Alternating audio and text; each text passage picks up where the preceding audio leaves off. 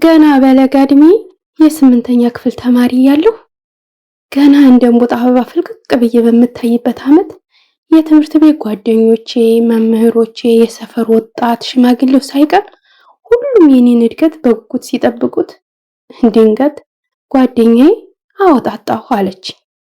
እንዴት ልትሄጂ ነው አልኳት። ሳውዲ። ጥለሽ ልትሄጂ አልኳት። አዎ በሄድ ይሻላል፣ ትምህርቱም አስጠላኝ።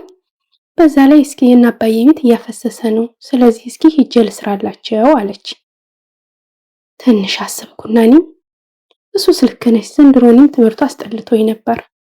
እስኪ ከቤት ላማክራቸውና ከፈቀዱልኝ እኔም በሄድ ይሻላል አልኳት። እሺ ተባብለን ተለያየንና ከቤት ስደርስ ድንገት አባዬ ከበሩ ወለል ላይ ቁጭ ብሎ ድግር እየጠረበ ነበር። የኔና የአባቴ ግንኙነት በጣም የተለየ ነበር። ወላጆቹ 12 ወልደው የቀረው አንድ እሱ ብቻ ነበር። እናቱ ከሌላ የወለደችው ለብቻ ከ12 ውጭ አንድ ወንድም አለው። እህት ግን የለውም። ከሁሉም ሰው የተለየ እህት ፍላጎት እንደነበረውና አንዲት እህቱን በደንብ ያውቃት እንደነበረ ይወዳትም እንደነበረ፣ ነገር ግን በሞት ስላጣት ሁልጊዜ እህት ይናፍቀዋል። ከኔ በፊት 2 ሴት ልጆችን ወልደው ሙተውባቸዋል እና እኔ ስወለድ አባቴ ለኔ የተለየ ስስትና ፍቅር አለው። አስታውሳለሁ በጣም ትንሽዬ ሆኜ እጆችን እየሳመ ይቺ እጅ አድጋ እጎርስባት ይሆን፣ በዚች እጅ እንጎቻ በላ ይሆን ይል ነበር። ግን አልሐምዱሊላህ አድጌ በዛ እድሜ እያበላሸውም ቢሆን እንጀራ አብልቼዋለሁ። እናቴ ተበላሽ ስትል ተይው ይበላሽ ልጄ እሳት እንዳይበላት እንጂ እሷ የነካችሁ ሁሉ ይጣፍጠኛል ይል ነበር።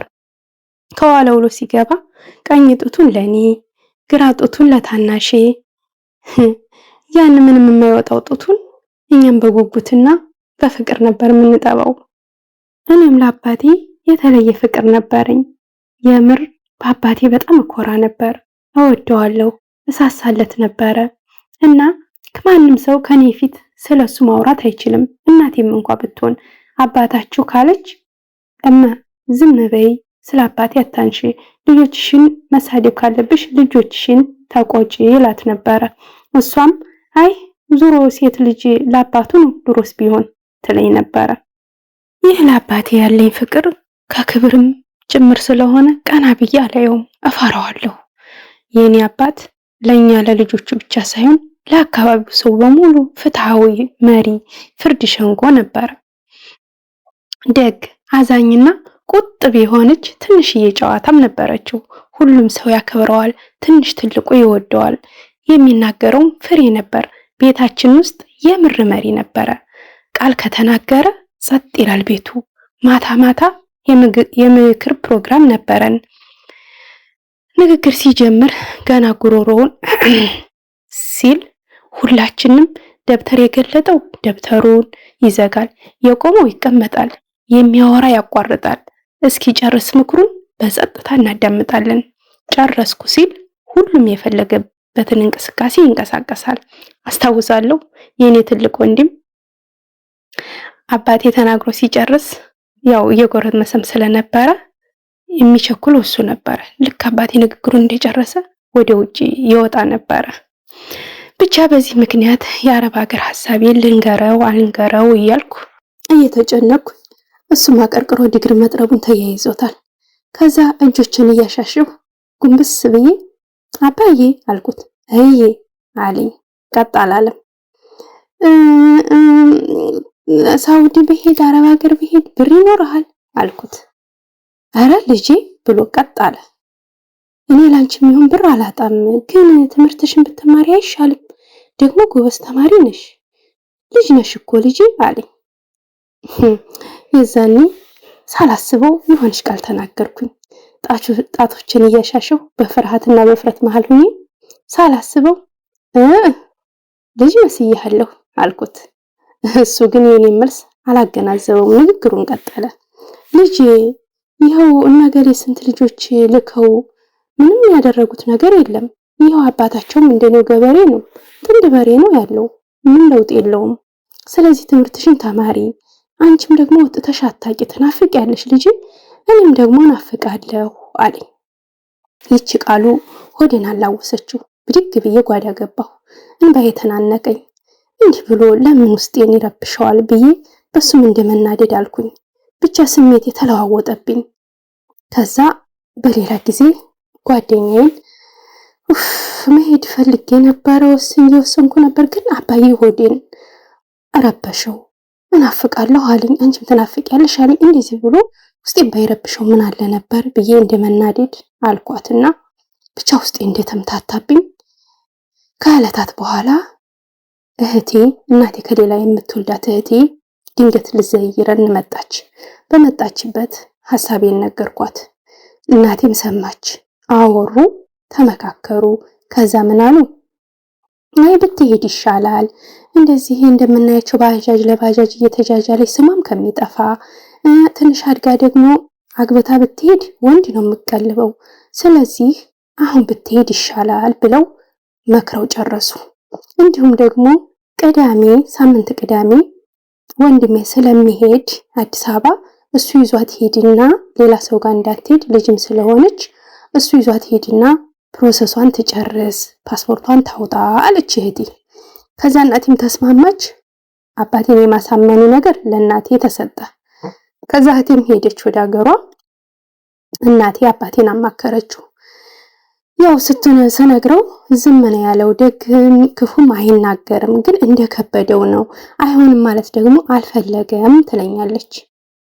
በዚህ ሁኔታ ሳምንት ሞላው ሐሳቤን ካቀረብኩ። ልክ ሳምንት ማስከኙ ደወለችና እህቴ በቃ እናቴ ጧት ትምጣ፣ ሮብ ጧት ማለት ነው። በቃ እዚህ ነው መታወቂያውንም በዚህ እናወጣጣላታል፣ ቅዳሜ ወንድሜ ጥሏት እንዳይሄድ በዚህ ወቅት ትምጣ አለቻት።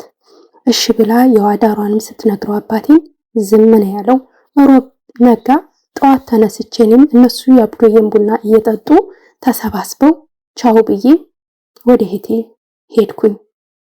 ሐሙስ ቀን አባዬ 2 ግመሎቹን ይዞ ከእህቴ ካለችበት ሰፈር ለገበያ ይመጣል። አንዱ ግመል ተሽጦለት አንዱን ግን ሳይሸጥ ይመለሳል። እኔም በሰዓቱ ልጅ ስለነበርኩኝ ቅርብ ነበር እኮ ቤቱ፣ የእህቴ ቤትና ገበያው ቅርብ ነው። ነገር ግን ውሃ እንኳን ልስጥ ብዬ ወደ ገበያው አልዘለኩም። እሱም ወደኛ ሳይመጣ ወደ ቤቱ ተመለሰ። መጥፎ የጁማ ቀን ነጋ። አባቴም ዛሬ ትንሽ አሞኛል፣ ነገር ግን ከልጅ መሄድ አለብኝ አለኝ ትላለች እናቴ። አረ ለምን እያመመህ አትሄድ አልኩት። አይ እኔማ መሄድ አለብኝ፣ ልጄ እውነት ቆርጣ ነው ወስና ነው። እኔማ ሁኔታውን ሂጃ ያለሁ ምናልባት እኮ ሆዷ ቢባባና መቅረት ብትፈልግ ለእህቷ አልነግራትም፣ ትፈራለች፣ እነሱም ይጫጫኗታል። ስለዚህ እኔማ ሂጄ ልጄን አናግራታለሁ፣ ሁኔታዋን አይቼ የእውነት ወስና ከሆነ ብሩን ሰጣታለሁ ብሎ ቀኑ እየከበደው ከቤት ወጣ። እኔም ሸኘሁት። መኪና ውስጥ ገብቶ ትንሽ እንደተጓዘ መሀል ላይ ከኔ ሳይደርስ አያቴ የሚኖርበት ሰፈር ይደርሳል። ከመኪና ወርዶ አግሎ አያቴን ዘይሮ ትንሽ ረፍ ብሎ በዛ በነደደ በጠራራ ፀሐይ ጥላውን ዘርግቶ ሰፊ አሸዋማ ጭር ያለውን መንገድ ከኔ ለመድረስ እየገሰገሰ ነው። ያን ያሰበውንና የፈለገውን ጥያቄ ሊጠይቀኝ አይኔን ለማየት እየገሰገሰ ከኔ ሊደርስ ትንሽ ደቂቃዎች ነበሩ የቀሩት። ውድ እህት ወንድሞቼ እንግዲህ ታሪኩ የራሴ እውነተኛ ታሪክ ነው። ካንዛዛሁባችሁ አውፍ በሉ። ታሪኩ እንዳይረዝምባችሁ ስል እዚህ ላይ አቁመዋለሁ። ኢንሻአላህ እንግዲህ ሌላ ቀጣይ ክፍል ይኖረዋል። ምናልባት ከዛሬዋ ዕለት ካቆምኩበት ጀምሮ አሁን እስካለሁበት የህይወት ጉዞዬ መስማት ከወደዳችሁ እንግዲህ ቀጣይ ቪዲዮ እንዲደርሳችሁ ቻናሉን ሰብስክራይብ አድርጋችሁ ቤተሰብ ይሁኑ። እንዲሁም እንግዲህ ሀሳብ አስተያየታችሁን የተሰማችሁን ስሜት በኮሜንት አሳውቁኝ። አመሰግናለሁ።